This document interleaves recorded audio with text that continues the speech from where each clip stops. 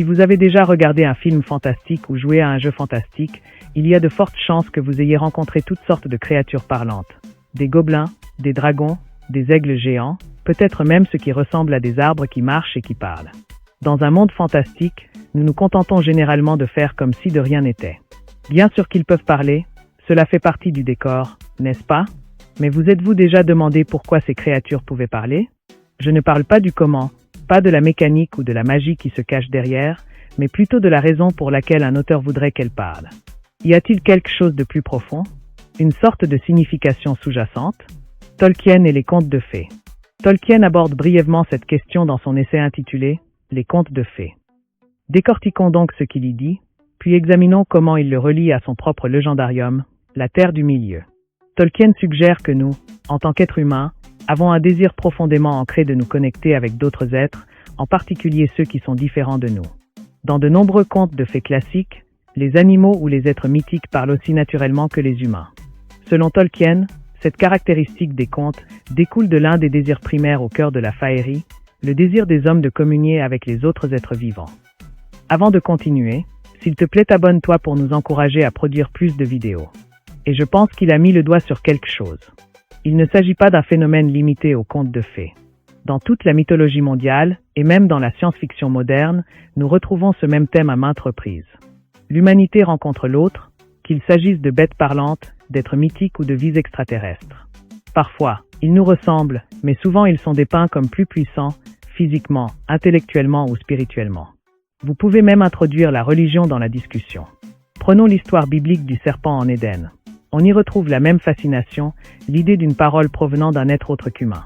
Tout cela renvoie à un désir humain central, comprendre le monde non humain qui nous entoure et communiquer avec lui. Mais plonger profondément dans ce trou de lapin théologique est probablement une conversation pour une autre fois. Pour l'instant, concentrons-nous sur la façon dont cette idée se concrétise dans le monde de Tolkien. Parlons des animaux et créatures parlant dans le Hobbit. Prenons le temps d'explorer les nombreuses créatures qui parlent dans les histoires de Tolkien, en commençant par le Hobbit. C'est souvent le premier livre de Tolkien que les gens lisent, à moins qu'ils ne se plongent directement dans le Seigneur des Anneaux, et bien que les deux soient liés, le Hobbit a définitivement un ton différent. L'une des principales raisons à cela, je pense, est le nombre impressionnant d'êtres non humains que les personnages rencontrent, dont la plupart sont capables de parler.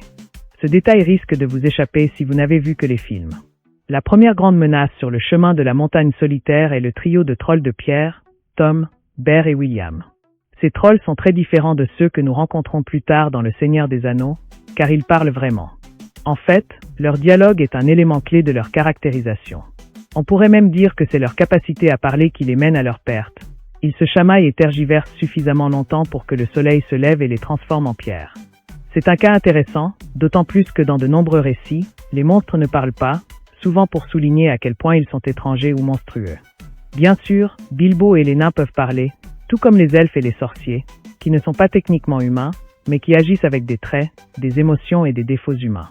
Mais ce qui est vraiment fascinant, c'est que les gobelins, ou orques, comme nous les connaissons mieux, peuvent aussi parler. Non seulement ils utilisent la langue commune, mais ils ont même leur propre langue, le discours noir, ou orcish. Nous n'en savons pas grand-chose, mais il est remarquable que même les méchants de l'histoire aient une voix et une culture, au lieu d'être des monstres sans cervelle. Voici un détail amusant du Hobbit que l'on oublie souvent. Les Wars, ces loups géants, ont eux aussi leur propre langage. Et ce qui est encore plus curieux, c'est que les gobelins peuvent communiquer avec eux et apparemment Gandalf les comprend aussi. C'est du moins ce qu'affirme Bilbo dans le Livre Rouge. Cette idée que les animaux ou les créatures magiques peuvent parler ou se comprendre les uns les autres est un thème récurrent dans le Hobbit. L'exemple le plus clair est sans doute celui des grands aigles, qui interviennent pour sauver la compagnie et l'emmènent ensuite jusqu'à la montagne solitaire. Gandalf est en relation avec les aigles et peut leur parler, tout comme il peut le faire avec d'autres oiseaux. Il a même un lien plus fort avec eux que Radagast, le sorcier généralement associé aux animaux. Cela nous amène à un autre personnage fascinant, Byrn. C'est un changeur de peau, un homme qui peut se transformer en ours noir géant ou, comme certains le diraient, en ours-garou. Il est clairement inspiré par Bödvar Bjarki de la saga de Rolf Kraki, une histoire qui se déroule au Danemark, tout près de l'endroit où j'ai grandi, en supposant que les légendes soient vraies, bien sûr. Byrn joue un rôle majeur dans la bataille des 5 armées, où il tue Bolg, l'un des principaux antagonistes de l'histoire. Il n'apparaît pas dans Le Seigneur des Anneaux, mais son fils Grimborn règne sur les terres autour du Carrock à cette époque, bien qu'il soit plutôt un personnage de second plan. Les animaux jouent également un rôle clé dans l'intrigue elle-même. Prenez Smaug, par exemple. C'est un petit oiseau, une grive, qui entend Bilbon décrire au nain le point faible du dragon. Cette même grive s'envole ensuite pour raconter à Bar l'archer, ce qui conduit finalement à la chute de Smaug.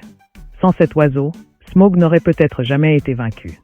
C'est une grande différence par rapport au Seigneur des Anneaux, où les animaux n'ont pas une influence aussi directe sur l'intrigue, même si Bill le poney reste l'un des personnages préférés des fans. Nous avons également les corbeaux d'Erebor, qui s'envolent vers les collines de fer et invoquent d'un pied de fer. Une fois de plus, les oiseaux jouent un rôle important dans l'histoire. Il y a ensuite le célèbre échange entre Bilbo et Smaug lui-même, l'un des passages les plus mémorables du livre. Les dragons sont décrits comme extrêmement intelligents, il est donc logique que Smaug puisse parler. Cela distingue le Hobbit de nombreux autres récits fantastiques, dans lesquels les dragons sont souvent des bêtes silencieuses. Smaug s'inspire en partie du dragon de Beowulf, qui ne parle pas, mais Tolkien s'est également inspiré de Fafnir, le dragon de l'Edda poétique et de la Völsunga saga. Fafnir parle et demande même « Qui es-tu ?», ce qui rappelle la façon dont Smaug interroge Bilbo. Pour résumer, le Hobbit présente une variété impressionnante de créatures capables de parler. Des trolls aux gobelins en passant par les dragons, les oiseaux et les ours, le livre regorge d'être capable de communiquer. Cela confère à l'histoire une richesse et une profondeur uniques qui la distinguent de bien d'autres récits fantastiques. Parlons des animaux et créatures parlant dans Le Seigneur des Anneaux. Dans Le Seigneur des Anneaux, les sujets de discussion sont nombreux, mais, fait intéressant, ils ne sont pas aussi nombreux que dans le Hobbit, même si l'histoire du Seigneur des Anneaux est beaucoup plus longue. Nous assistons bien sûr au retour des grands aigles.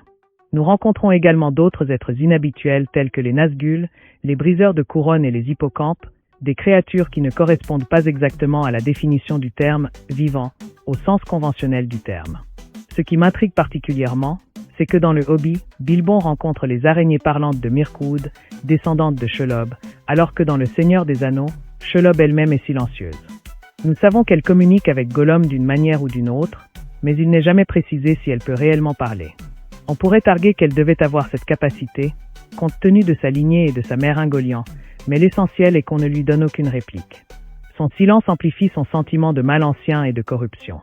Ce thème, être tordu et réduit au silence par les ténèbres, est reflété par des personnages comme Gollum. Autrefois créature semblable à un Hobbit, il n'est plus que l'ombre déformée de lui-même. Son conflit intérieur, ces deux personnalités qui s'affrontent, ajoutent des couches à son personnage. Je suis sûr que beaucoup d'entre vous pensent immédiatement à la performance inoubliable d'Andy Serkis lorsqu'il est question de Gollum.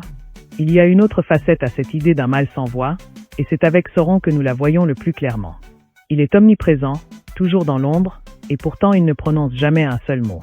Il n'a pas de réplique, pas d'apparition directe, mais son influence se fait sentir partout. Ses ténèbres se répandent dans le monde, et les voix de ses serviteurs, ses porte-voix portent sa volonté. Si l'on parle de créatures fascinantes dotées d'une voix, les ans se distinguent nettement dans Le Seigneur des Anneaux. Nous faisons principalement la connaissance de Barbe-Arbre, mais d'autres ans, comme Quickbeam, apparaissent également, chacun avec sa propre personnalité et son propre point de vue. Je pense que les ans représentent quelque chose de profondément ancré dans le cœur de Tolkien. Son amour des arbres est bien connu, et il transparaît dans la façon dont il les décrit de façon si vivante dans ses écrits. Il est facile d'imaginer Tolkien lui-même souhaitant pouvoir parler aux arbres. Pensez à tout ce temps qu'ils ont passé là, aux histoires qu'ils pourraient raconter, à la sagesse qu'ils pourraient partager et à ce qu'ils penseraient du monde moderne. D'une certaine manière, les ans nous en donnent un aperçu. Leur marche contre Saruman est, à mon avis, l'un des moments les plus forts de la série. Il est intéressant de noter que Tolkien a mentionné un jour que l'une des sources d'inspiration des ans provenait de sa déception à l'égard d'un moment de la pièce Macbeth de Shakespeare, en particulier la prophétie sur le déplacement du bois de Birnam vers la colline de Dunsinane. Tolkien était frustré par la façon dont cela se déroulait dans la pièce et voulait le faire correctement. Même s'il n'était pas le plus grand fan de Shakespeare, il s'est inspiré de ses œuvres, en réimaginant certains éléments de manière à ce qu'ils correspondent mieux à son propre style de narration. Mais il s'agit là d'un autre sujet. Conclusion. Dans le Hobbit et le Seigneur des Anneaux, le choix de Tolkien de laisser parler certaines créatures est bien plus qu'un simple procédé narratif. C'est un reflet significatif de sa croyance dans le lien profond qui unit tous les êtres vivants et dans la valeur de la communication. En donnant la parole aux trolls, aux dragons, aux araignées, aux aigles et même aux arbres, Tolkien nous encourage à les considérer non seulement comme des obstacles ou des alliés, mais aussi comme des symboles, des représentations de nos propres traits de caractère tels que l'avidité, la sagesse, la malice et la bravoure. L'essai de Tolkien sur les contes de fées aborde cette idée, soulignant notre désir inné de communiquer avec des êtres qui nous dépassent, de franchir le fossé et d'imaginer une conversation avec quelque chose de totalement inconnu. Qu'il s'agisse de la manipulation sournoise de Smaug, du discours lent et réfléchi des Ents ou des arguments intérieurs de Gollum, chaque voix ajoute de la profondeur et du sens à l'histoire. Ces créatures ne se contentent pas de parler, elles révèlent des vérités. Sur le monde, sur nous-mêmes, et sur les valeurs chères à Tolkien, le pouvoir du langage, l'harmonie entre l'homme et la nature, et les dangers de tomber dans l'obscurité. En donnant la parole à ceux qu'on n'entend pas, Tolkien enrichit son monde et nous invite à réfléchir plus profondément au nôtre. Que pourrions-nous apprendre si les créatures qui nous entourent pouvaient parler? Nous mettraient-elles en garde, comme Fafnir, contre la ruine que l'avidité peut entraîner? Nous inciteraient-elles, comme Barbarbre, à reconnaître la beauté délicate du monde naturel? Ou bien découvriraient-ils quelque chose de plus profond en nous? C'est peut-être la raison pour laquelle ces créatures parlantes ont un impact si durable. Elles nous rappellent que chaque voix a de la valeur, même celle que nous ignorons souvent. Et en fin de compte, c'est en partie ce qui rend la Terre du Milieu et la narration elle-même si intemporelle et magique. Et oui, je sais que je n'ai pas abordé toutes les incroyables créatures parlantes du Silmarillion. Ce sera peut-être un sujet pour un autre jour, si l'inspiration vient à manquer. J'espère que vous avez trouvé cette vidéo intéressante. Si c'est le cas, n'hésitez pas à aimer et à vous abonner si ce n'est pas déjà fait. Un grand merci à tous ceux qui soutiennent la chaîne, je ne pourrais vraiment pas le faire sans vous. Si vous souhaitez découvrir d'autres créatures de la Terre du Milieu, n'hésitez pas à regarder l'une de ces vidéos. Au revoir et à la prochaine vidéo, et s'il te plaît abonne-toi.